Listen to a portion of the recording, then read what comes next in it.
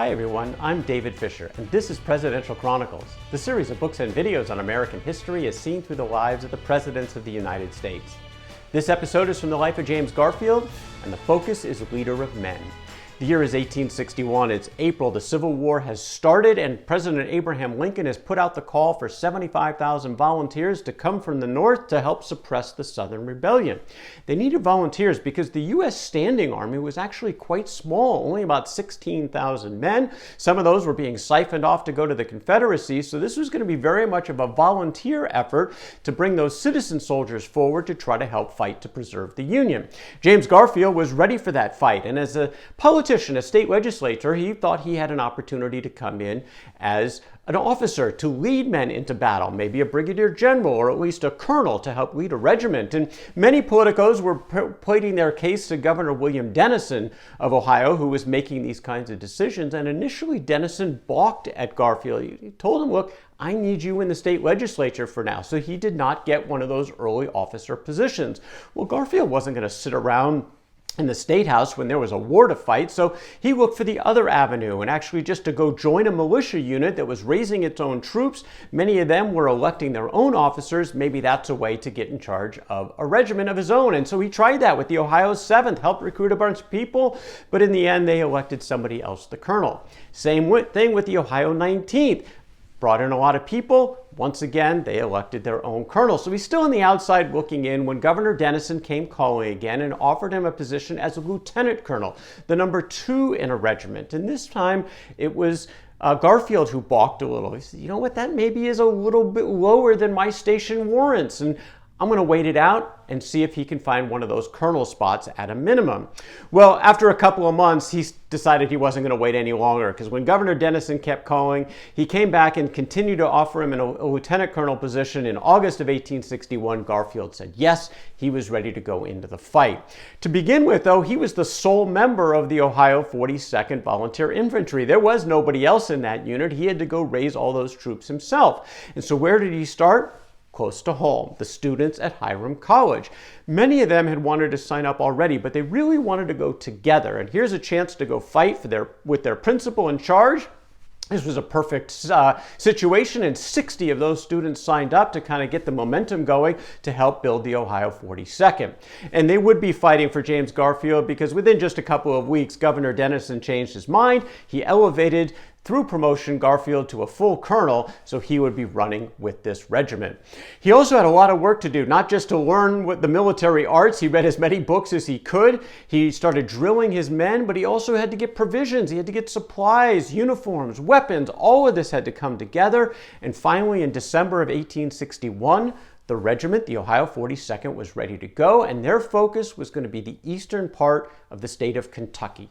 Kentucky was one of the 4 slaveholding states on the border between North and South that had not joined either side so far in the war. They were remaining neutral, and President Lincoln wanted to keep it that way at a minimum. He'd like them to join the North, but at a minimum did not want them going to the South. The Confederates, of course, had the opposite idea, and they had sent about 5,000 men under General Humphrey into Kentucky to try to recruit people to the side of the Confederacy.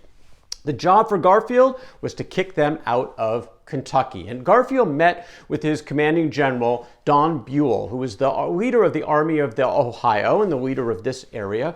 And Buell gave Garfield his marching orders, which were very simple. Kick Marshall out of Kentucky and secure the state for the Union.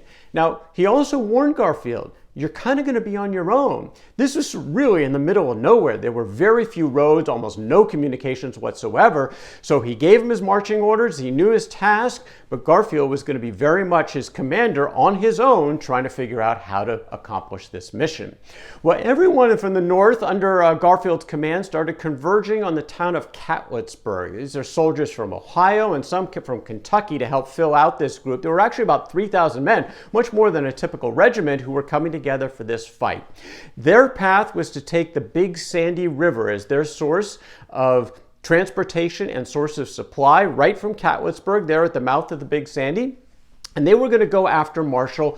And Garfield realized as did all these soldiers who were about to take the fight for the first time, that they may not come back alive. This was serious business. But for Garfield, he had no fear, he had no concern. He said, "I regard my life as given to my country.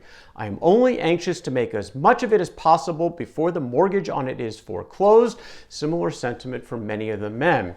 Well, troops were still arriving, but Garfield didn't want to wait. It was time to go. He knew that Marshall was encamped about 30 miles upriver near the town of Paintsville, and that's where he set his sights on the transports. The men started to make their way, and they got to just after New Year's in 1862. They got near each other, and it was actually Garfield who would outsmart the West Pointer Marshall in this confrontation. The Confederates also had about 2,500 men, so they were at about the same number of effectives for this particular fight, but the Confederates were on the defensive. They had to defend 3 different roads. So what did Garfield do? Well, he sent some of his men to the first road, and Marshall responded by bringing in some of his reserve to back up that road. Well, Garfield continued the ploy, and he sent some of his men to the second road. Marshall responded with more of his reserves into the second road, Garfield to the third road, Marshall again, to the point where all of his reserves were now deployed. No fighting had actually taken place yet, but Marshall was getting nervous. He saw all these men showing up on these roads from the Union side, and he thought he was going to be overwhelmed and overmatched, and so he decided to withdraw. The very next day, the Union soldiers waltzed into Paintsville. It was a big morale boost. They felt like they had a victory, but it wasn't really a win. This was not the goal. The goal was to destroy Marshall, kick him out of Kentucky, not just move him off a particular site, and so they knew they had a lot of fighting still to go. But Marshall was dug in the town of Prestonburg. This is about a dozen miles away, and Garfield was quickly in pursuit, kind of stumbling through the forests and the creeks until they finally kind of stumbled upon each other in a place called Middle Creek. Now, Garfield set up his command post in the ominous sounding place called Graveyard Point so he could really see what was going on, and he believed that Marshall and his men were behind a ridge about a half a mile away. So Garfield ordered his forces to close in and commence the Battle of Middle Creek, which was a 5-hour battle back and forth, January 10th, 1862. The Confederates were behind the high ground, and Garfield just kept sending his men in. They would make their way up the hill, then they would get knocked back down, back up the hill, back knocked. There was nothing definitive in this fight that kind of kept going back and forth throughout the balance of the day. But then something changed. Right when it was about to get dark, 700 reinforcements had shown up on the Union side who were marching double quick from Paintsville to support Garfield. Now, they got there too late for the fight of that day. Darkness hit, and so the men actually of the Union side slept on their arms. As for Marshall, though, he was once again nervous. The 700 who just arrived, he thought changed the calculus, so what did he do? He decided to withdraw. For good. He took all but 300 of his men back into Virginia, and the very next day, this part of Kentucky was entirely back in the hands of the Union. It was a complete victory for James Garfield and his men. He lost only 3 men in the battle. 21 were wounded, and it was a tremendous opportunity and time to reflect on the big victory for James Garfield and his Ohio 42nd. He said, "The young men of the present day never saw or read of a time as grand as this. They never had such opportunities of doing great and noble actions." At the same time, Garfield realized it was a terrible sight to walk over the battlefield and see the horrible faces of the dead rebels stretched on the hill in all shapes and positions, so a wave of emotions for James Garfield and his men. Well, they still had some work to do. They were still in trouble. The enemy was gone in terms of the Confederates, but the weather, the terrain, the lack of food, this was all a very real problem for the men under James Garfield's command. The rains had come and the Big Sandy River had flooded over its banks. It was going to be nearly impassable to get boats through, and so what did Garfield do? He got on the Big Sandy in a small craft, and he made his way back to Catlettsburg. It was enough to travel for a small boat like this. But when he tried to get the captains of the vessels in Catlettsburg to bring provisions to his troops and to rescue them, they all said no. It was a suicide mission. The river was impassable. This wasn't going to work. Well, Garfield simply said, "That is unacceptable." He said, "Some boat must go up. My men shall not starve." Well, no ship captain was ready to go, and the crew, there were some volunteers who said they would, so James Garfield decided to take on this mission himself. Now, he had limited job in the past driving a ship. What was that? A canal boy. Remember when he was pulling the donkeys and the mules to bring ships through those canals as a young boy, as a teenager? Well, this was his next time to skipper a ship. He got behind that wheel. He had some men on the decks trying to be his guides, his eyes and ears, and they were starting to finally make some progress when they finally ran out of luck and they hit a sandbar and they got stuck. Well, Garfield, again, wasn't about to give up. He thought there was really only one option. They needed to maneuver on a small boat to the other side of the river with a rope, a windlass, and they figured if they could find a really heavy tree, a strong tree, they could free that boat from the sandbar. Well, again, no volunteers were going to get in that small boat with him. They thought, again, it was a suicide mission. So Garfield found one person, one soldier who was willing to go, and they rowed together, and sure enough, almost immediately they were blown off course. But again, they didn't give up. They kept fighting, and they got to the point where they could attach that rope to the windlass around a tree, and sure enough, they got that ship off the sandbar, and in relatively short order, that was their last stumbling block. They made it to the men who were frankly overjoyed to see their commander not only come through his personal perseverance in this, but frankly, he saved their lives because they were very close to running out of provisions. And this was a major moment and a celebratory moment for James Garfield.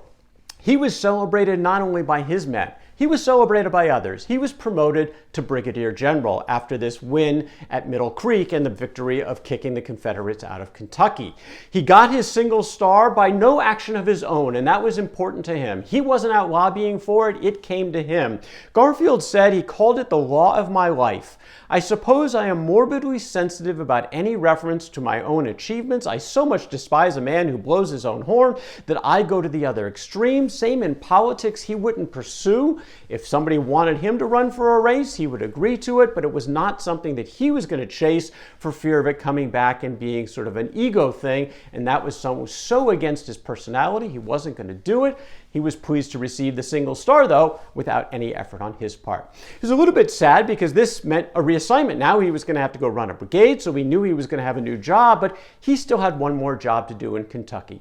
There were still 300 Confederates that General Marshall had left guarding a place called Pound Gap. And it was the last straw for the Union soldiers to get rid of them, but Garfield couldn't go right away. He had lost only 3 men in battle, but he lost 50 men over the course of the next couple of months who died from disease. When the Big Sandy flooded over its banks, it brought disease, and 50 men under his watch actually did not make it through. He had to wait until he had enough strength in his group, March of 1862, before he finally had 700 healthy people to go after those Confederates at Pound Gap. They made their way, and again, there was no fight. The 300 left, they saw they had no chance. They skedaddled the way out of there, and James Garfield and his men ate the Confederate food. They slept in Confederate beds that night. His mission had been completely accomplished as the Confederates had fully been kicked out of Kentucky, thanks in much part to the leadership of James Garfield and the Ohio 42nd. That is James Garfield, and leader of men from the life of James Garfield. For more Presidential Chronicles, check out my books on Amazon.com, and don't forget to subscribe to my YouTube channel. Until next time, I'm David Fisher, and this is Presidential Chronicles.